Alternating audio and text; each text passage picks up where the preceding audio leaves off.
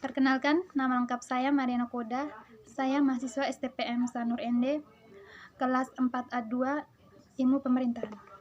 Pada video ini, saya akan menganalisis konflik di Poso menggunakan alat bantu konflik.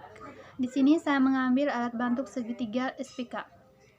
Pengertian analisis ini didasarkan pada prinsip konflik, bahwa konflik memiliki 3 komponen utama, yaitu sikap, perilaku, konteks atau situasi, faktor. Faktor ini saling berhubungan antara satu sama lain, saling mempengaruhi sehingga terjadinya suatu konflik atau masalah. Konflik Poso terjadi disebabkan oleh bentrokan kaum muda Muslim dan kaum Kristen.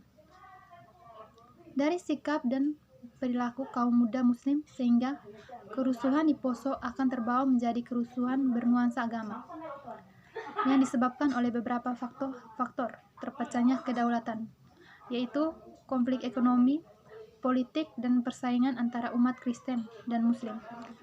Persaingan antara pejabat daerah mengenai posisi birokrasi dan kekuasaan tingkat kabupaten antara pihak Kristen dan Muslim yang tidak seimbang. Situasi kondisi yang tidak stabil dikombinasikan dengan penegakan hukum yang lemah, menciptakan lingkungan yang menjanjikan untuk terjadinya kekerasan. Kerusuhan umumnya terbagi menjadi beberapa tahap.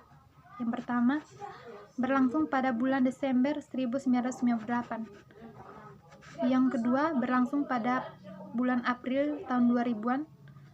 Dan paling besar berlangsung pada bulan Mei hingga Juni 2000.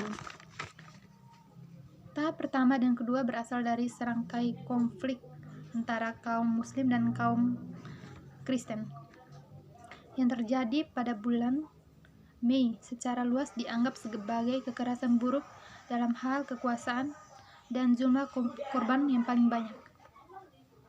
Tahap ketiga ini menunjak pada peristiwa pembantaian yang terjadi antara kaum Islam dan kaum Kristen. Pada tanggal 20 Desember 2001, deklarasi ditandai tangani kedua belah pihak di Sulawesi Selatan. Umumnya, meski dampaknya tidak begitu terlihat dan tidak mampu mengurangi